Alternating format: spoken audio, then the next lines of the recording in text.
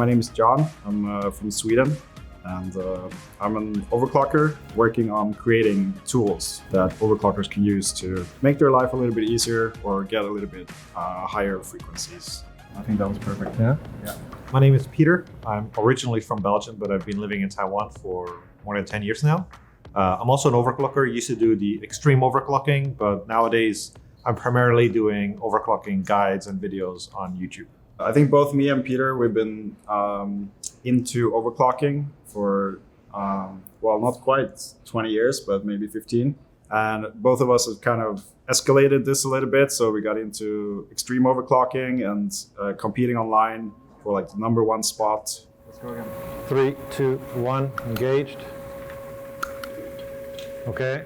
Long story short, that's kind of brought us to this point where we're now working with Asus to try to get the highest CPU frequency on the latest platform, which now is the highest frequency ever achieved on any desktop processor.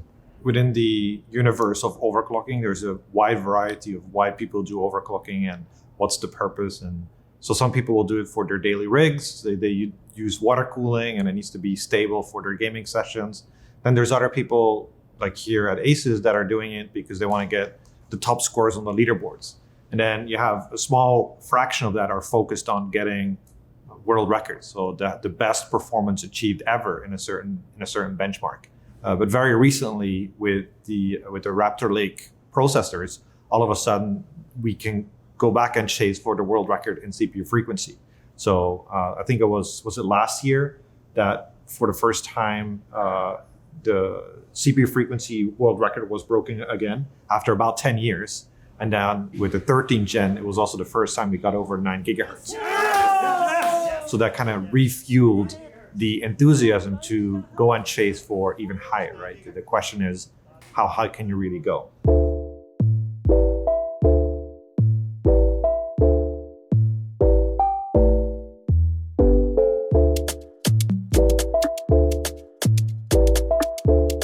There's actually quite a lot of things that come into play when you're chasing a world record. First of all, you need to have a really good CPU.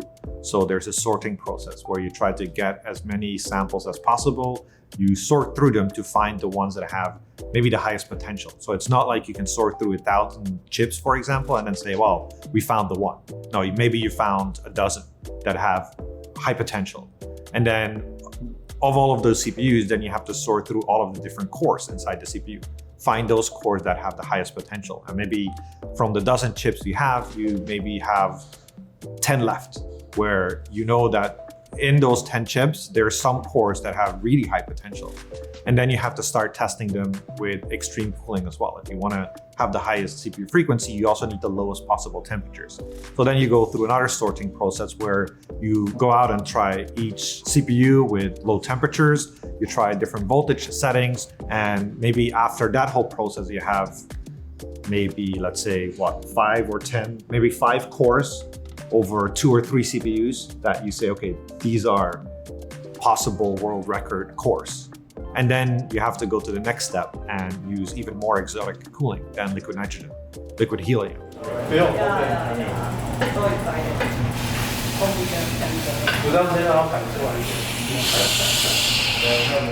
I mean, if you consider your regular PC system, it's going to be cooled with air cooling or water cooling. What overclockers have figured out over a long period of time is that pretty much the cooler we can go, the higher we can push the frequency.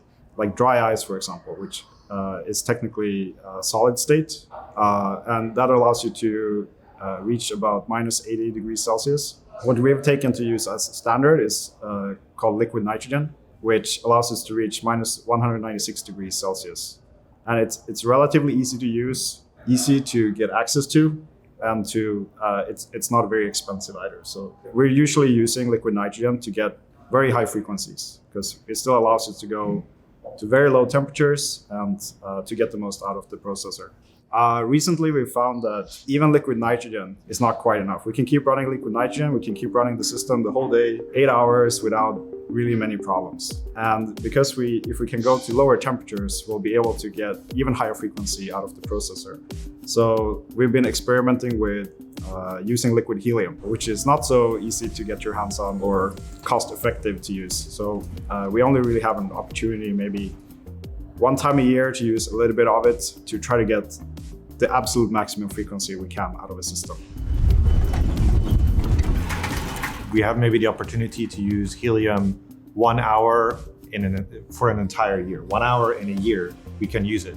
So for that hour, you need to be sure that whatever you put on the table and whatever you power on is going to give you the result exactly as you expected to give you the results, right? So that when you power on the board and you have the plan to go to minus 220, you have no doubt, there's no doubt in your mind that the motherboard will be able to sustain that temperature. We also obviously need the support, like you build a PC system, it's not just a processor. You need a motherboard, you need memory, you need a power supply. You need to be able to measure what temperature you're at, because sometimes you need to control the temperature. Sometimes you need to be at a specific temperature to get the best possible result. I'm making a thermometer that lets us read temperatures below minus 200 degrees, which can be a little bit difficult to find. On top of that, you need a special cooler to be able to use liquid nitrogen or liquid helium, like a copper container that you can pour the liquid into to help cool your processor. So this is one of the most important tools we're using to do extreme overclocking, both liquid nitrogen. It's a very lightweight design that lets us use these very cold liquids very efficiently when cooling a processor. We're using a piece of isolation foam around it because this copper container will be at the temperature of liquid nitrogen or liquid helium, so about minus 200 or minus 270 even. John talked a lot about the hardware side now. There's also the aspect of the software side. There's a lot of tuning on the operating system side as well, where you try to eliminate some services or you remove all the applications because you want nothing to interfere with the process of that validation. And I would say here that the experience that Pieter from Asus has, as well as John, having done these helium sessions so often, gives them kind of a unique capability in setting up that system. So, when we set up the system now for the Raptor Lake refresh, we were pretty confident about pretty much everything except for the one unknown: how high would the chip go? That's the only unknown there. But everything else, we feel very comfortable. We feel comfortable about the motherboard, comfortable about the cooling, comfortable about all of our tools that we use to get all the temperature information, comfortable about the operating system, comfortable about how we do actually the run plan for that helium thing. So the only unknown that we're trying to solve is we can push the frequency to wherever it can go. Liquid nitrogen is already very cold. It's about minus 196 degrees Celsius. Liquid helium allows us to go all the way down to minus 269 degrees Celsius, which is just 4 degrees away from absolute zero temperature. If you're chasing a world record, then every degree counts. We've had situations where you go down 5 more degrees and you get the result. You're a little bit higher 5 degrees, you don't get the result.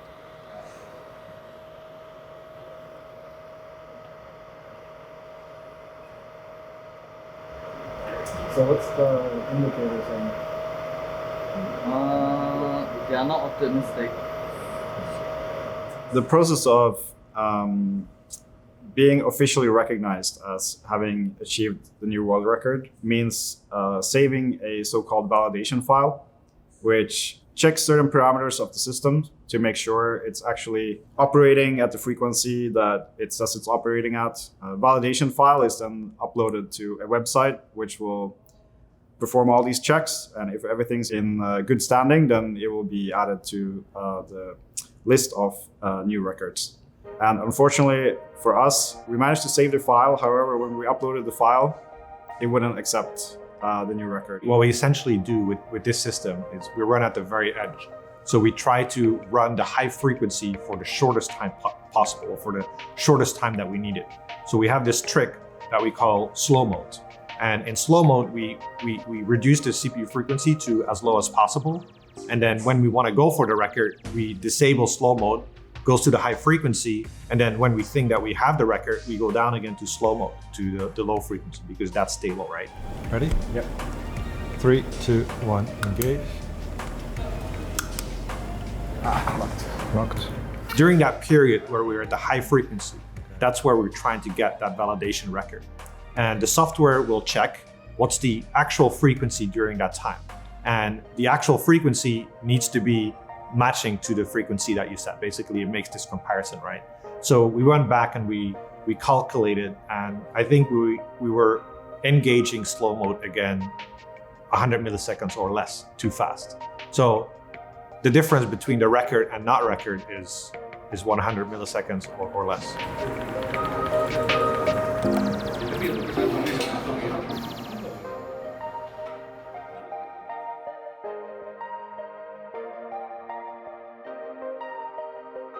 It was just getting unstable. I think there was maybe some condensation issue on the board that was causing it, and it was just getting unstable. Once in a while, you get these sessions where you get hit back to reality, and it's like, okay, this is not easy. This is not something that is just anyone can do, or this is not something that's super straightforward. You need to have all the stars align for it to happen. I think when it comes to world record attempts, like for the CPU frequency, honestly, I think there's only one metric for success, and that's whether you have it or not. There's no other. You set the goal of beating the record. If you get it, success. If you don't get it, no success. Try again. Try again. Yeah, I think something we reflected on is that because we already have the current record, it's maybe easy to get too comfortable, and we feel like we could have done a better job preparing. And I mean, sometimes you win, sometimes you lose. I think the key point is like, you try again. After not getting the result, I think the team is a little bit extra motivated to, on the next job, give it a harder shot.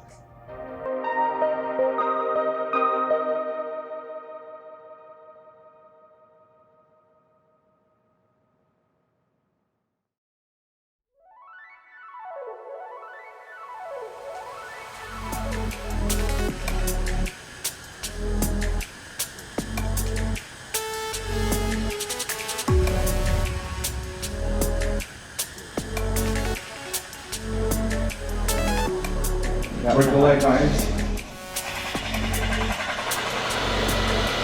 You get ready.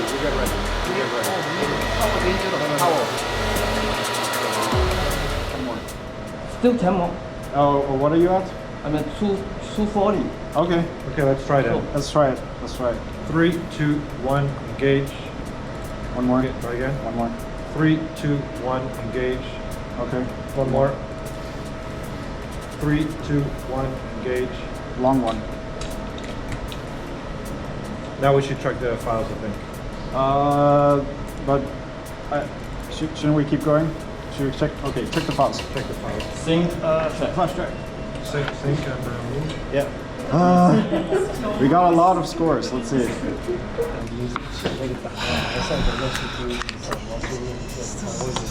Check the top one first. Last one first. Last one. Last one Yes, first. the last one. Not the last one. Last one. Last one first.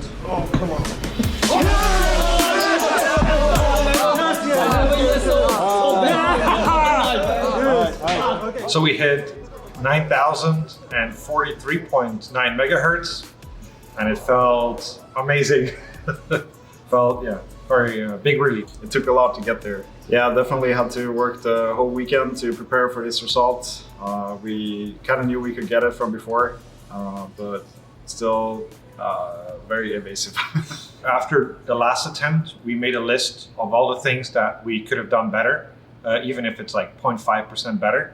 And then during the weekend, we reviewed each of those things and just found solutions. Like John and I came in the office on Saturday and on Sunday, but then the Asus team, Pieter and Sunho, they stayed even later than we stayed. So I think Pieter stayed until 2 a.m. or 3 a.m. on Saturday, still trying to figure out like what can we do better to make sure that we get it this time around. I think he has more Red Bull in his body right now than he has blood. So.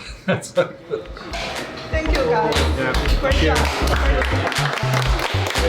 You definitely need a good set of friends or teammates to help you to get to the highest frequency. If you alone have to do all of this, it's going to be I would say impossible. to do it without the support. Maybe a good analogy for that is like if you make the analogy to motorsports like NASCAR or Formula One, the 6 people are trackside essentially. We're doing the execution, but then behind that you need a bunch of people that do the engineering. So on the CPU side, there's a bunch of people in Intel that know how to make chips that not only can go very high in frequency but very low in temperature. On Asus side, you have a bunch of people that know how to build really reliable motherboards that can push that frequency up, that can run the voltages, that can run the low temperatures, and so on and so on. So this 6 people team, it looks like, okay, it's only 6 people to take the record, but no, actually you need all of these engineering support behind it as well.